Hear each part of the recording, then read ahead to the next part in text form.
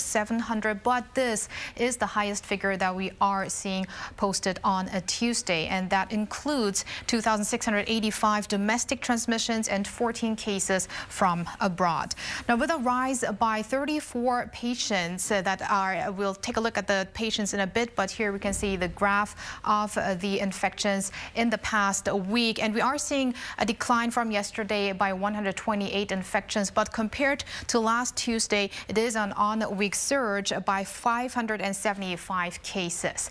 Now, with a rise in 34 patients that are in critical or severe condition, standing now at 549, this also represents the highest figure of people in such condition here in Korea. And that is also why treatment in the metropolitan region is becoming a greater concern. We're still seeing a 4-digit figure of daily cases in Seoul, more than 770 in Gyeonggi-do province, followed by over 130 in the city of Incheon. Now, in total, Korea has accumulated 420,950 COVID-19 infections, and 30 people have lost their lives in the past day, raising the death toll to 3,328. Now, let's move over to our vaccination figures. So we've got here a little less than 50,000 people who got their first jab yesterday, and more than 87,600 people who got their second jab. But when it comes to booster shots, there's been more than 145,000 booster shots administered in the past day. Now, let's move over to figures abroad. We've got a rise by more than 572,000 infections in a span of 24 hours around the globe, with almost 6,700 new fatalities. And the resurgences are especially continuing in the European continent. If we take a look here at some specific countries, the UK and Germany posted over 40,000 new infections, more than 35,000 in Russia, and the Czech Republic has just hit the 2 million mark in its total caseload, and Austria is also seeing over 10,000 cases on a daily basis recently. And those are the general updates I have for now, but I'll see you back in a bit. Sunny? All right, so thank you for now. Right, the medical burden in the greater Seoul area is reportedly nearing its capacity. In fact, authorities have raised the alert level for the area to very high. Kim Yeon-seung joins me now to tell us what this means. Yeon-seung, what does it mean? Right, so I want to start you off by taking you back to last week to really give you a full picture of what this all means. So last week, when the capital region's ICU beds first reached 75% capacity, and there were more than 500 critically ill patients nationwide, a lot of people had started to wonder, does this signify an end to our gradual lifting of restrictions? You know, health authorities had previously warned that they were going to pull the plugs on the easing of measures if the healthcare system is at risk of being overwhelmed. But authorities have continued to reassure people that everything is still well under control and that we can still move forward with the gradual easing of measures. Authorities also announced last week some of the specific criteria they're going to take into account in deciding whether changes are needed to their exit strategy. They said they're going to look at 17 indices, including the number of ICU beds filled and the basic reproduction number of the virus, conducting a weekly review of where the country stands in terms of virus threat. They are using a scale of 1 to 5, with 1 indicating a threat level of very low and 5 being very high. And during the announcement on Monday morning, they said the capital region now stands at a level 5, the highest tier in the threat level, and level 4 for the rest of the nation. Right. Yeon-seung, if I remember correctly, last week we spoke about the threat level in the metropolitan region standing at moderate and low elsewhere outside of the capital region, that is. How did the situation escalate so quickly? Well, ICU beds have been filling up at a very alarmingly rapid rate. When health authorities first made the announcement last week, the capital region's ICU beds were a little over 75% full. But as of Tuesday, more than 83% of the ICU beds in the capital region are occupied. In less than a week, this figure saw an increase of around 8 percentage points. Also, as of Tuesday, more than 830 people were on the waiting list for beds. As for hospitals that specialize in infectious diseases, the capital region is running at 77% of full capacity, while that figure stands at around 57% for areas outside the capital. And of course, there's the issue of rising infections as well.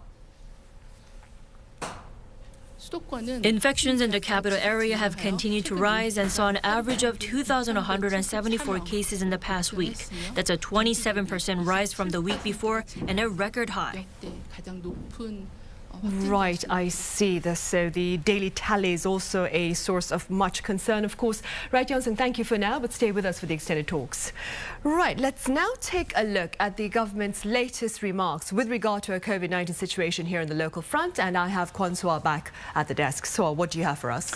Well, Sunny, officials this Tuesday said they are not ruling out a contingency plan. Not now, but there are opinions that such a plan needs to be reviewed internally, and that citing the current trend of the COVID-19 spread, which Senior Health Ministry official Son Young-rae described like this.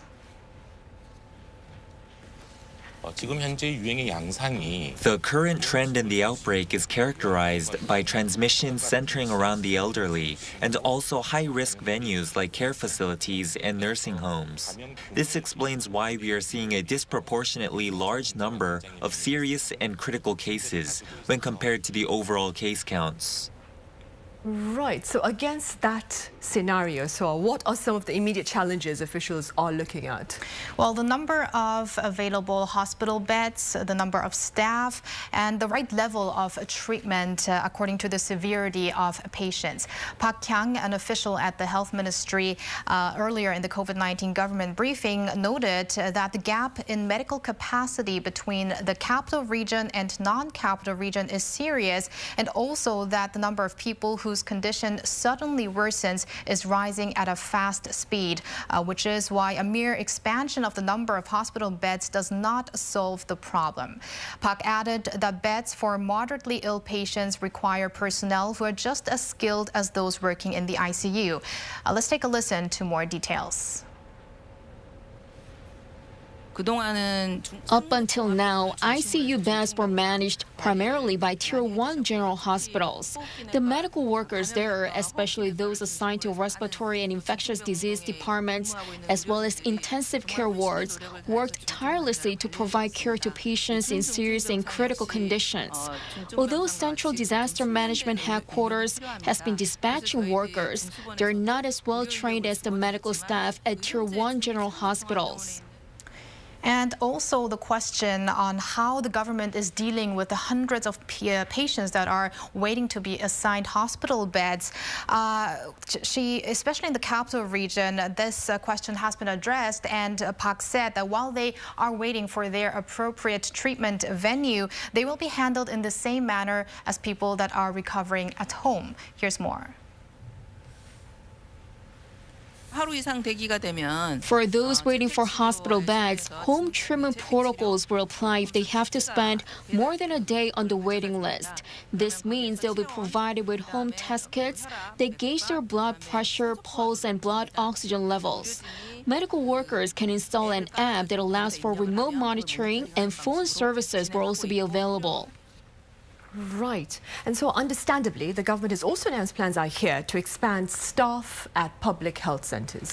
Right, Sunny. Officials say that the current COVID-19 situation requires more staff, and not only due to the higher number of patients that are in serious or critical condition. Noting that for the past 1 year and 10 months, medical staff at public health centers struggled with massive workloads, including the collection of samples, epidemiological investigations, vaccination, as well as prevention management. 757 additional regular work staff will be hired for next year. Now, last year, the government expanded the number of workers at health centers by 816. To deal with the immediate surge in workloads, the government will support these facilities by dispatching some 2,300 temporary workers. And this is especially needed, especially because according to a survey on mental health conducted back in July, it shows that public health center workers' level of stress has been increasing while their quality of life went down. I see. And staying with efforts to ease the burden, then Yun-sing, what are some of the most recent measures to deal with the situation in the local front? Well, first off, health authorities are really trying to expand their vaccination reach within the country. So top health official Chung Eun-kyung said on Monday afternoon that people aged 18 to 49 may also need to get a booster shot. The booster rollout across far younger age groups may start sometime next year. And she also added that authorities may look into setting an expiration date for the vaccine passes and only allow it for people who've had their latest shot within several months or so. Also, schools across the nation have fully started in-person learning on Monday, so health authorities are keen on curbing transmissions among children and teenagers as well. Authorities are also recommending that children and teenagers get their jabs, and as part of their initiative, they're looking to expand the vaccine passes in facilities that students often visit after school. And that's especially becoming a point to consider the vaccination regarding teenagers and children because of the gradual return to our normal lives, which also includes the full-fledged return of students just recently, including in the capital region. And the government is also focusing on these booster shots in other age groups, booster shots in age groups such as the 60s and above, where the registration has just kicked off yesterday.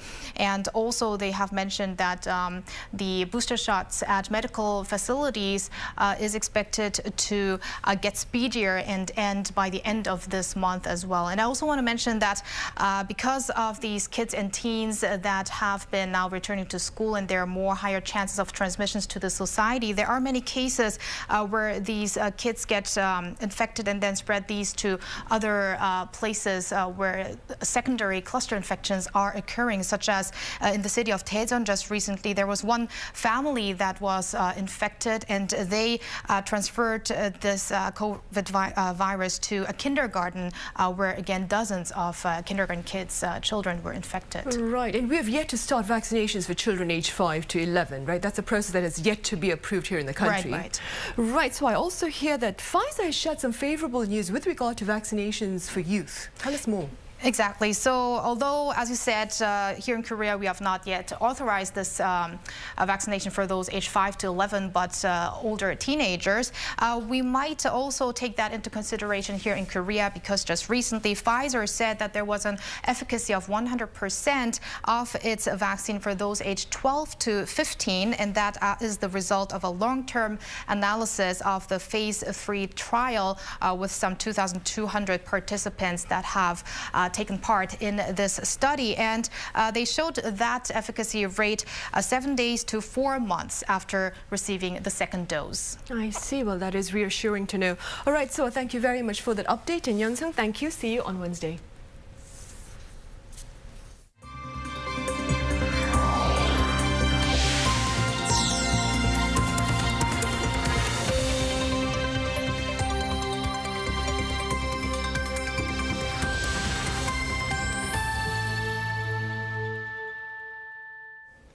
Topping our headlines at this hour, government efforts continue to prop up the livelihoods of people and businesses hard hit by the pandemic. In fact, in line with the latest efforts to this end, close to $11 billion have been set aside. Our Min Soo-kyun reports. Finance Minister Hong Nam-gi has announced additional plans to help people's livelihoods in the pandemic-hit economy. More than $10 billion of support was discussed during a policy meeting early Tuesday morning. The funds will be drawn from excess tax revenue collected this year and from the state budget. Hong specifically pinpointed areas where the money would be used. The $10.7 billion plus alpha measure will include business support for losses due to COVID-19, employment support for vulnerable groups, and efforts to stabilize prices and support disease prevention measures. The government will provide $9 billion of tailored support for businesses that have suffered losses due to the pandemic. Most of it will be injected into sectors that have previously not been covered by the state compensation scheme. This means travel agencies and lodging facilities can now get some of the financial support they need, including subsidies and low-interest loans. The latest measures will also include ways to stabilize inflation and support virus prevention efforts, with plans such as expanding the workforce at COVID-19 health centers. Hong also said that the government plans to extend a cut in the consumption tax on car purchases by another 6 months to boost domestic demand. Min Soo-kyun, Arirang News.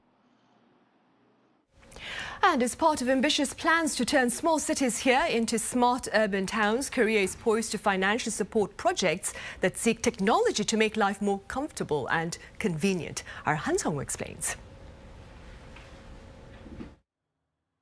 South Korea will be investing $215 million to turn 64 small and medium-sized cities into smart cities by 2025. It'll start with 16 local governments next year. Each city will have $3.4 million to spend on projects, with half of that funding coming from the central government and the other half from local governments. Similar projects have been carried out in the past, but lacked participation from small and medium-sized cities.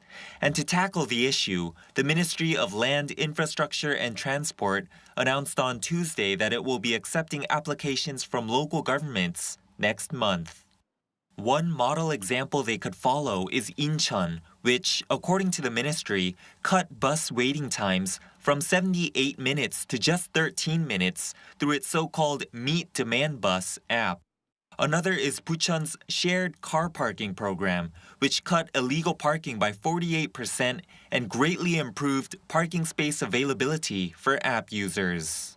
This time around, the Transport Ministry is strongly encouraging grassroots participation from local residents, from preparation to the actual execution of the projects. 한성우, Arirang News. Former President Chun Doo-hwan passed away on this Tuesday morning at his residence here in Seoul at the age of 90. Chun had been receiving medical care for plasma cell cancer, but details of his death have yet to be shared. Now, his funeral will be held at Severance Hospital in Shincheon in northwestern Seoul. Chun was Korea's 5th president, securing that post in September 1980, following a military coup in December 1979. Also in May 1980, Chun led a brutal crackdown on pro-democracy protesters in the city of Gwangju. His death comes about a month following that of former President Roh Tae-woo, who passed away late October. In the U.S., Federal Reserve Chairman Jerome Powell will serve a second 4-year term. He is reportedly believed to be, quote, the right man to navigate through the current uncertainties facing the U.S. economy. Our Kim Yo-san has more.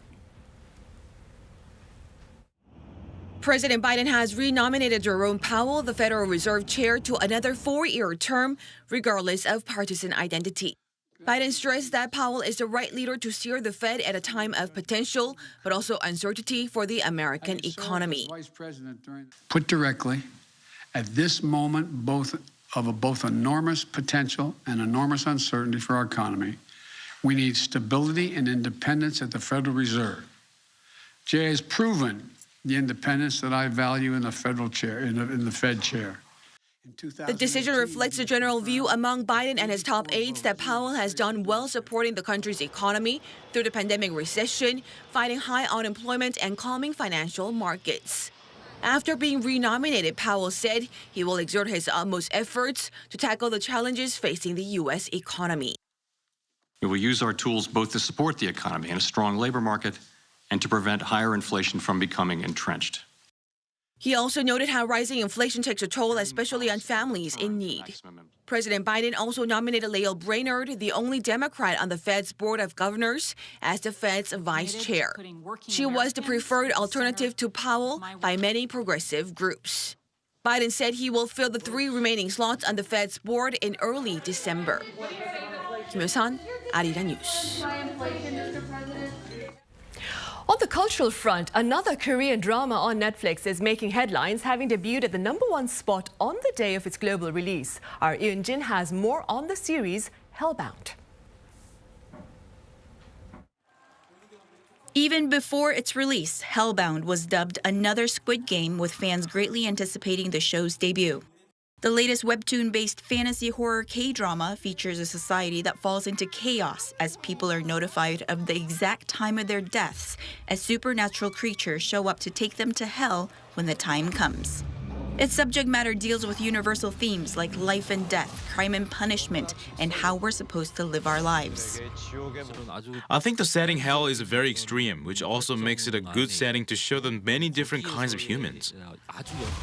According to data by streaming analytics firm Flix Patrol, Hellbound became the most watched TV show in just 24 hours after its global premiere, a feat that took Squid Game 8 days to reach. Hellbound topped the charts in 24 countries, including Belgium, Hong Kong, Jamaica, Mexico, and Saudi Arabia, while it came in second in 17 countries, including Denmark, France, India, and Brazil, and third in the US, Canada, and Turkey. Squid Game may have been bumped from the top spot, but South Korea has 3 shows in Netflix's top 10 global rankings. We all know that after Korean sensations like Parasite and BTS, there has been an increase in global interest for K-content. Korean projects really reflect society. Experts say that the explosive initial popularity is mostly due to an increased interest in Korean shows after the smash hit Squid Game, while Netflix serves as a medium for the further expansion of Hallyu, the Korean wave. Ian-jin, Arirang News.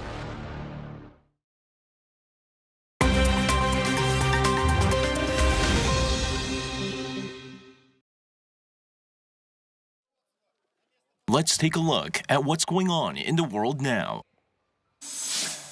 According to Bloomberg, citing its military sources, the U.S. has shared intelligence including maps with allies in Europe that show a buildup of Russian troops and artillery to prepare for a rapid, large-scale push into Ukraine from multiple locations. The head of Ukraine's defense intelligence also told the Military Times on Saturday that Russia's planning an attack around the end of January or early February, adding the invasion would likely involve airstrikes, artillery, and armored attacks, followed by airborne and amphibious assaults, as well as smaller land incursions through neighboring Belarus. The Kremlin in response have gone on a verbal offensive while stressing the importance of a still unconfirmed U.S.-Russia summit, which Moscow says is in the works. It added that the West was artificially raising tensions by claiming Russia is planning an invasion. The latest reports come as tensions have been on a continuous rise after Russia annexed the Crimean Peninsula in 2014. Both the U.S. and its allies have been critical of the annexation, with President Joe Biden in February reiterating that the U.S. does not and will never recognize Russia's purported annexation of the peninsula. 5 people are dead and more than 40 others injured after an SUV slammed through a Christmas parade in Waukesha, Wisconsin on Sunday. Waukesha Police Chief told reporters that a person of interest was in custody, adding that the vehicle in question has been recovered by the police. However, officials say it's not yet known whether the incident was related to terrorism, as they lifted an earlier shelter-in-place order for the town of around 72,000. Witnesses estimate that the SUV was driving at around 60 kilometers per hour when it hit the crowd parading down the street. Officers had fired shots at the vehicle in an attempt to stop it as the suspect crashed through street barriers. The car in question was recovered 32 kilometers west of Milwaukee. The Taliban have now banned women from appearing in television dramas in Afghanistan under the group's new media restrictions. According to government guidelines issued to broadcasters on Sunday, all dramas, soap operas, and entertainment shows featuring women are now prohibited. Among the latest guidelines, female news presenters must now wear headscarves on screens, while men on screen must wear proper clothes, although the guideline does not specify which types of clothes are considered proper. Rules also state that entertainment and comedy programs should not be based on insulting others, nor for the insult of human dignity and Islamic values. Under the previous Taliban government, television was prohibited, as well as most other forms of media. The latest rules also come as the Taliban mark 100 days since retaking power in the country. Lee Seung-jae, Arirang News.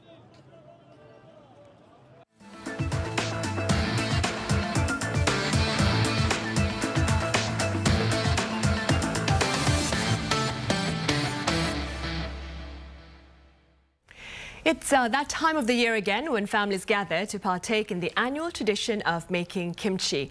The tradition itself is known as kimjang and is on UNESCO's list of intangible cultural heritage of humanity.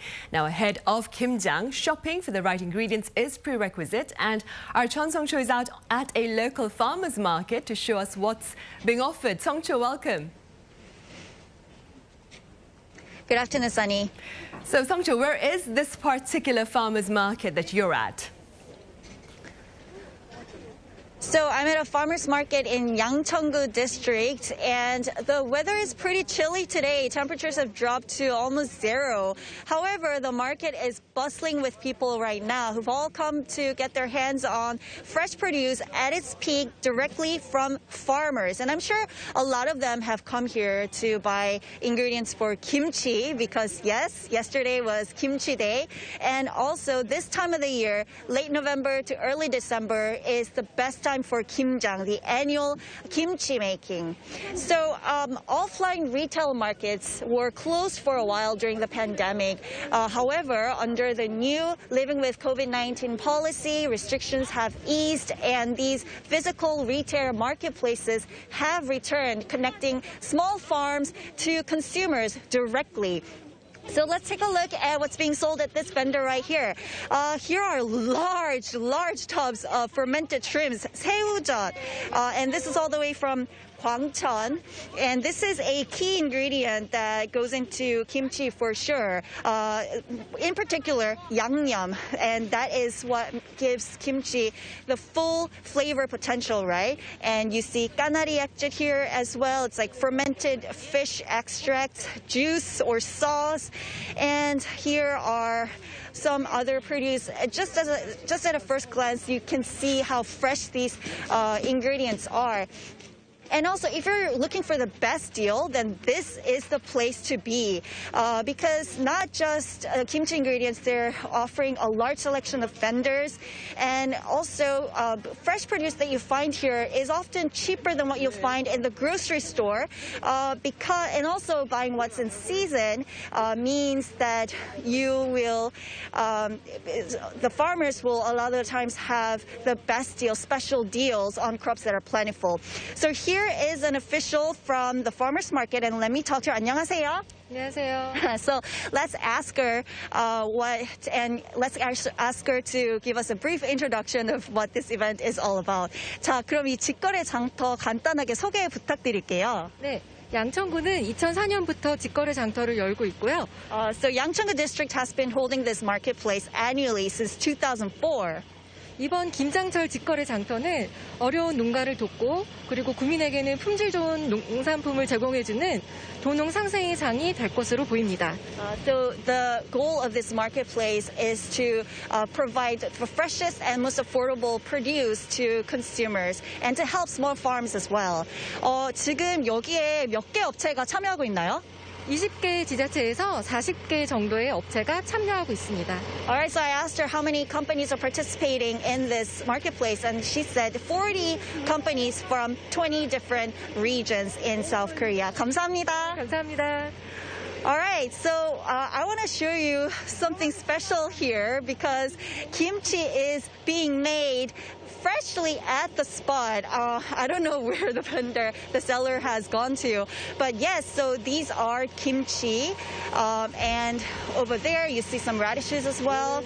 And here is pickled cabbages, and they are stuffing yangnyeom into the cabbages, and kimchi is being made freshly on the spot and being distributed to consumers. And maybe I want to get some kimchi myself later on for me and my family because making kimchi is labor intensive. And also getting kimchi here, you know that they're using the freshest ingredients out there. So kimchi is a staple food in Korean cuisine, but it's getting really popular all around the world these days because people are obsessed with their well-being, and also they're paying extra attention on the health benefits of kimchi, fermented food in general. And kimchi is delicious and healthy, so what more can you ask for, right? If you're trying to make kimchi yourself at home, and if you're trying to come to marketplaces like this to buy ingredients for kimchi, then I suggest that you show up early because that means you'll get the first pick of the freshest and best quality produce. This has been Jeon Sung-cho reporting live from Yangcheongu district, and back to Sunny in the studio. All right, Sung-cho, as always, thank you very much for that coverage.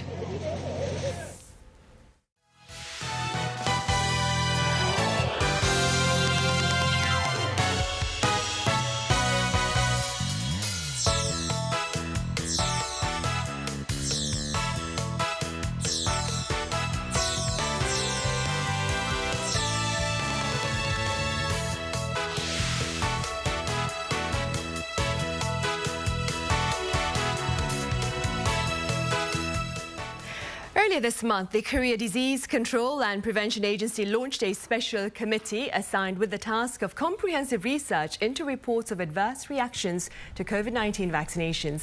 For more, I have Dr. Park Byung-ju, who is in charge of this special committee called the Vaccine Safety Committee. It's a pleasure to have you here, Dr. Park.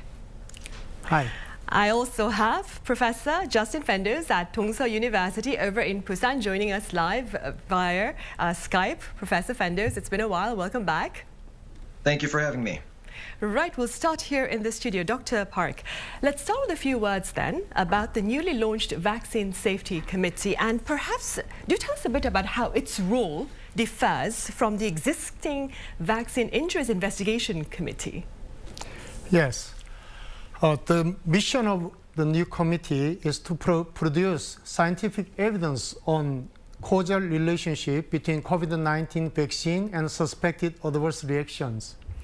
The committee has 3 subcommittees, which are Epidemiology Subcommittee, Clinical Subcommittee, and Communication Subcommittee. The difference between the Vaccine Compensation Committee and ours is target for causality evaluation. Compensation Committee has been evaluating causality between vaccine and suspected adverse reaction based on individual case information. But our committee will evaluate the causality based on population data. That's the difference. Right, so it's much more comprehensive then. Professor Fenders, it has been said that proving a link between an adverse reaction and vaccination is extremely challenging. Could you explain this reality for us? Sure. So from a purely scientific perspective, there are 2 main criteria, basic criteria that are used to make this assessment. The first is propinquity, and the second is the frequency in which you observe these events. So propinquity describes the shortness of time between the moment that I receive vaccination and the time that I observe some kind of an adverse effect. So if I get vaccinated today and I have a really severe headache a year from now, it's very difficult to make the claim that those 2 events are related. However, if I get that same headache within 3 hours after vaccination or tomorrow, then that becomes a stronger case that perhaps the vaccination was causing that particular adverse event. The second aspect, the frequency or the consistency of the observation, that has to do with how often we observe these 2 things being connected. So if we go out and we vaccinate 1 million people and only one of them has a headache after vaccination, again, there too, it's difficult to make the case that the vaccine caused the headache. But after vaccinating 1 million people, if we have 100,000 or even 1,000, then that starts to develop some kind of base of evidence where you can say that one thing is causing the other. And from a purely scientific perspective, the degree of relationship, the number of times we observe this, the frequency or the rate, allows scientists to then give these observations different categorizations. So if 10% of the population gets these adverse effects, then we could say that that's a very common side effect. If it's only 1% or less, then we can categorize it as rare or very rare. So from the purely scientific perspective, that's kind of the way that we look at things.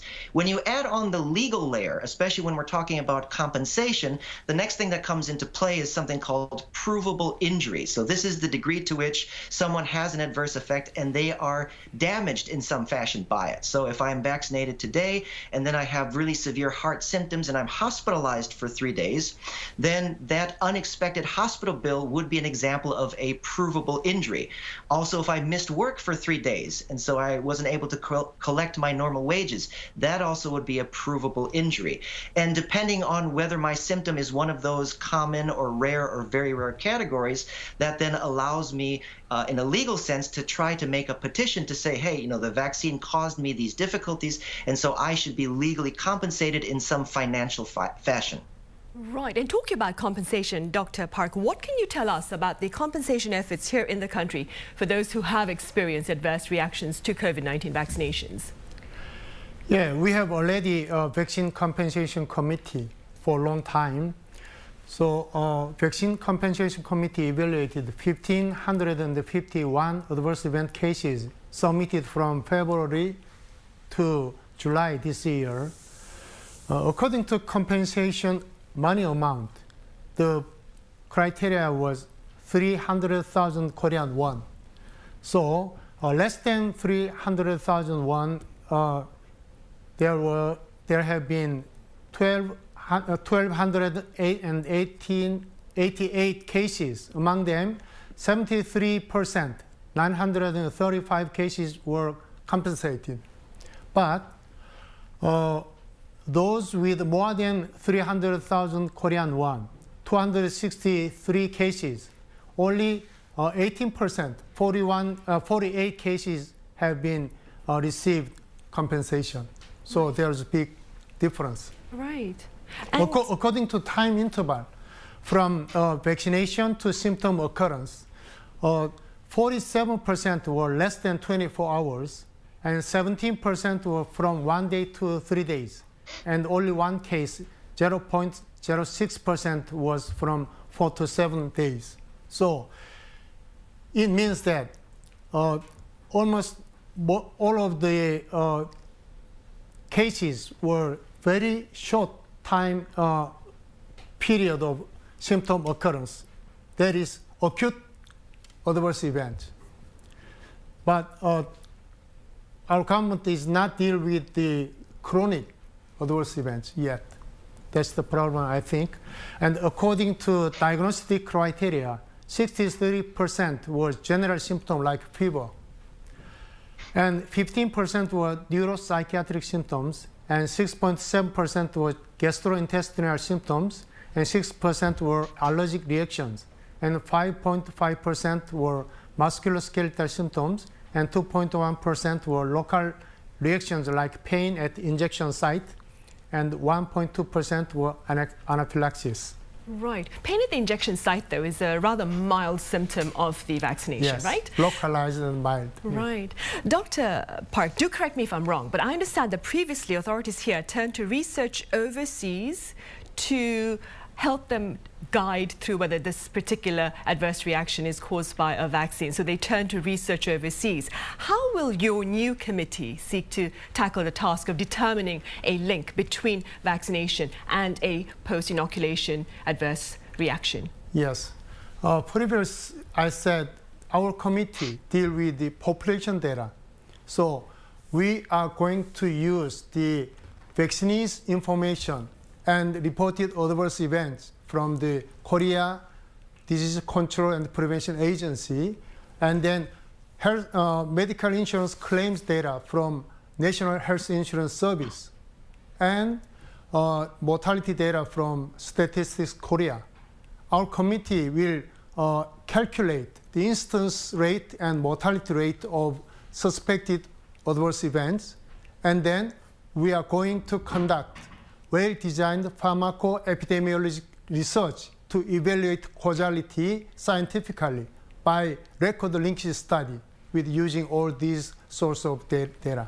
I see. That is good to know. Now, for the sake of comparison, we turn to Australia, where over 10,000 people have registered for a government program that seeks to compensate those who endured health issues after COVID-19 inoculation. For more, I have Dr. Mukesh Haikawal live on the line. Dr. Haikawal, it's a pleasure to have you on the show. Good evening. Dr. Haikawal. Thank you for the invitation. You are most welcome. Do tell us a bit about the vaccination rate in Australia and the reported cases of adverse reactions there. Well, our vaccination started in February, and in March went from beyond the hospital vaccinating hubs to general practice, where most people get their vaccinations done for everything else. We started off with AstraZeneca in general practice. And we didn't get Pfizer for some months later on. The problem we had, of course, with AstraZeneca was people started getting blood clots. Very few, by the way, but still people were getting blood clots. And the concern of that became massive. And we, as the medical profession, the Medical Association, the College of GPs and the General Practice Alliance, very clearly said that you need to make people understand that these side effects are very rare, but if you do get them, the government, who's actually paying for the vaccine, who's paying for the scheme, who's actually indemnified the manufacturers, should actually bring in a no-fault compensation scheme. So if somebody does have an adverse reaction, they should be able to get compensation for that adverse reaction without having to go to courts. because without a no-fault compensation scheme, the only way this could be redressed was to sue whoever did the vaccination, which was generally the doctor. It could be the hospital that did the vaccine, but the manufacturers were actually not going to have to be part of that legal action. So it took until June for an announcement to be made for the no-fault compensation scheme, and it's really come into being only very recently.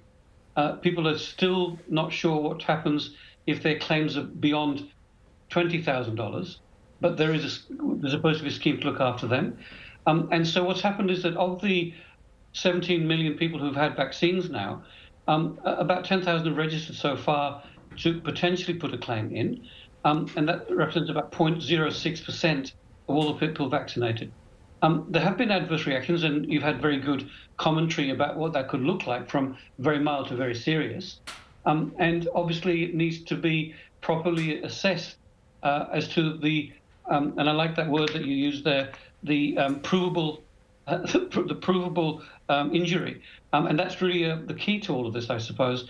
But at least we have a scheme, and it meant that people were then comfortable to provide the vaccinations to the patients who had to be initially over 50 and then over 60 to get AstraZeneca, but we didn't have enough AstraZeneca to give the younger people.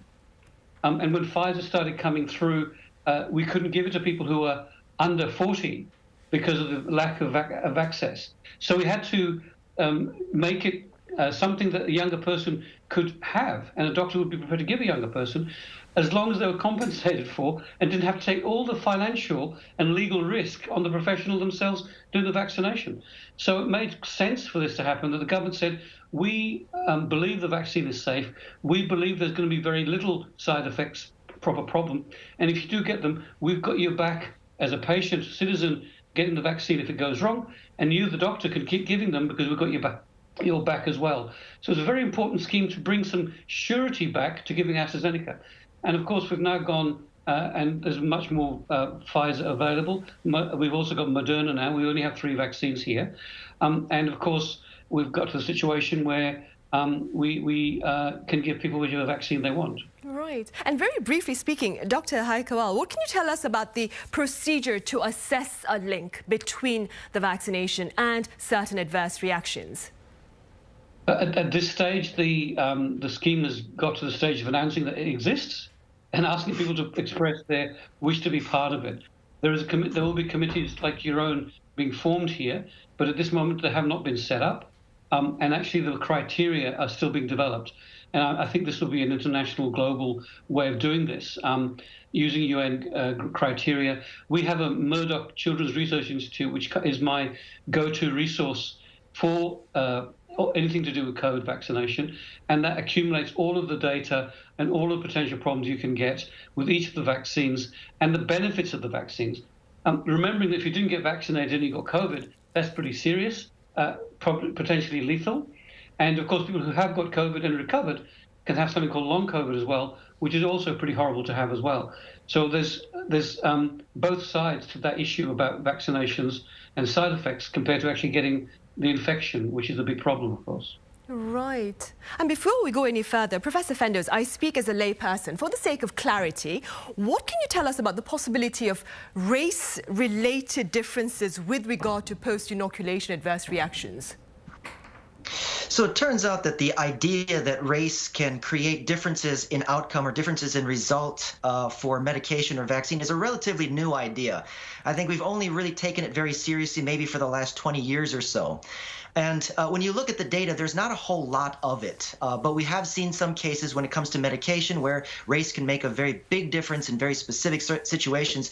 But generally speaking, it looks so far that race ethnic categories don't make that big of a difference for medication or for vaccines. So when it comes to vaccines, the best piece of data I've seen was about human papilloma virus vaccine, HPV, the vaccine normally given to young women.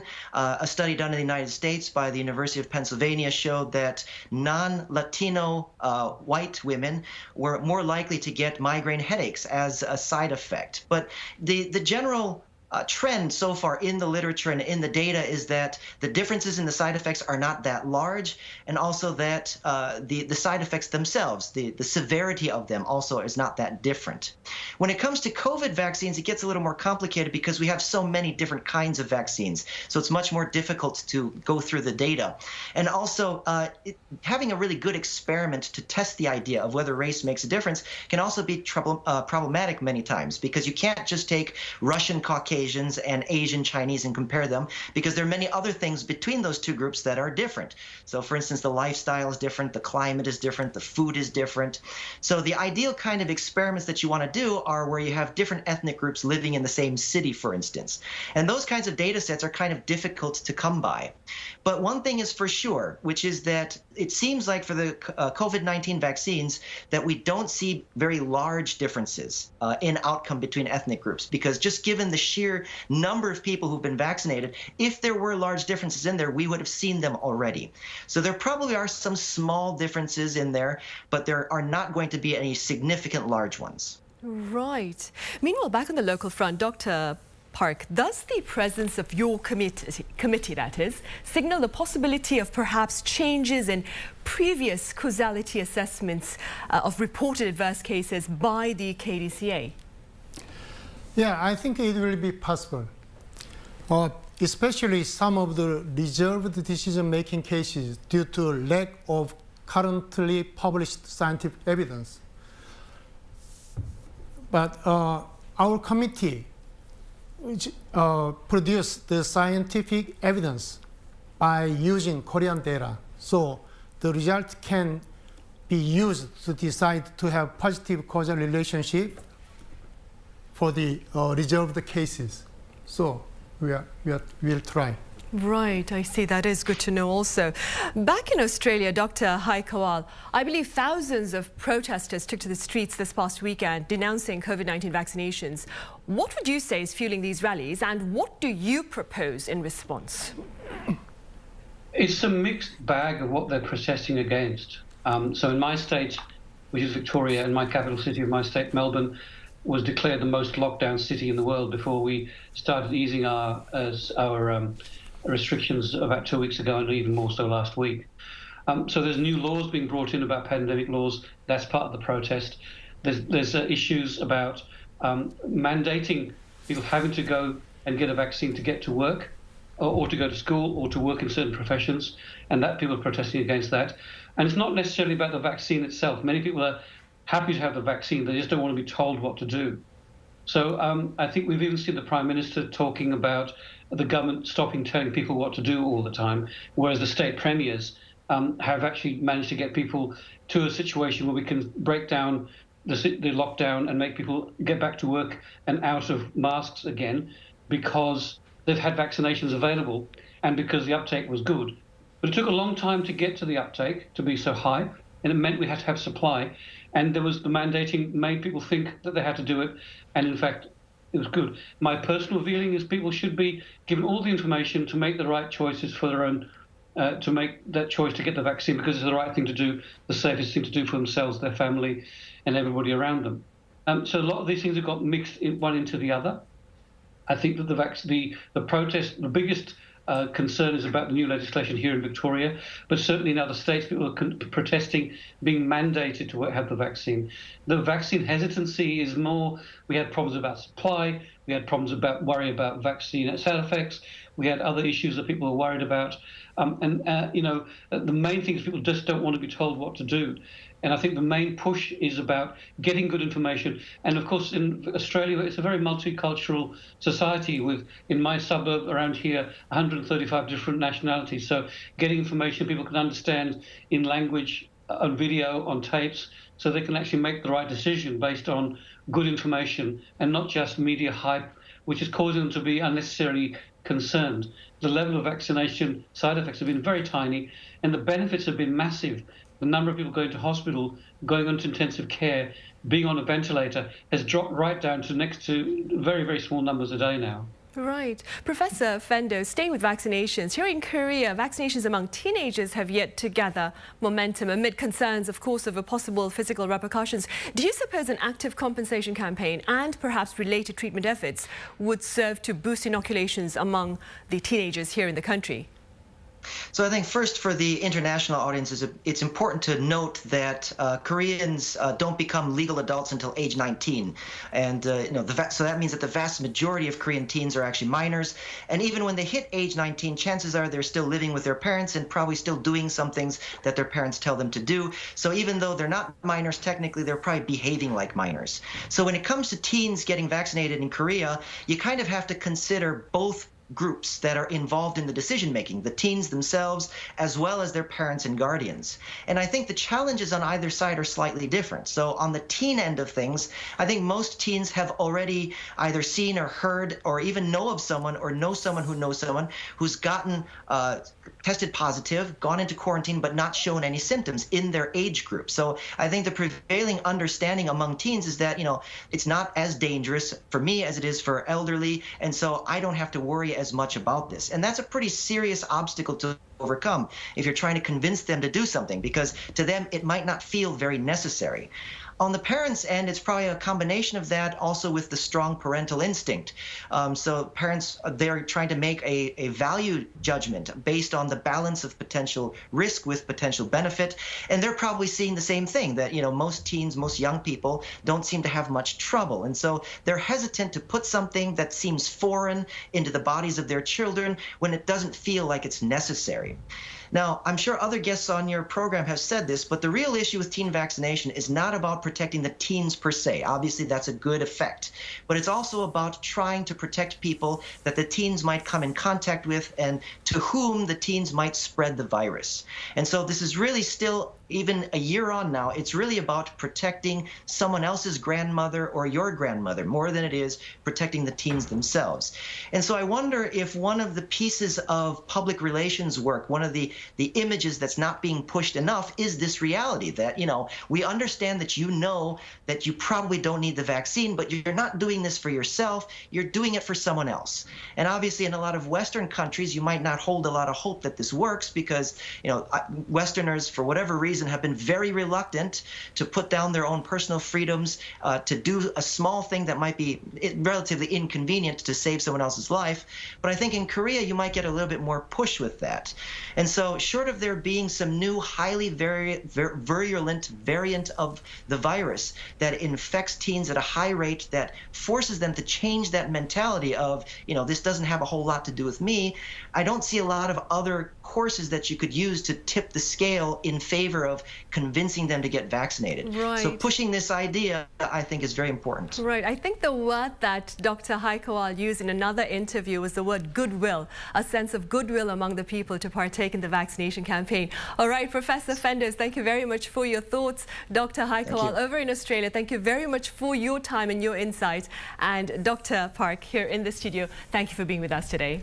Thank you very much. Right, well, that is all the time we have for today's edition. We'll be back tomorrow, that is Wednesday, with more coverage. See you then.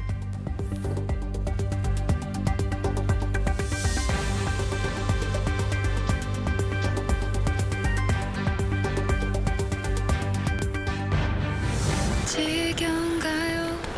힘든가요? 숨이 끝까지 참나요? 모두가 최선을 다하고 있는 이 힘든 시기에도 분명 끝은 있을 테니까.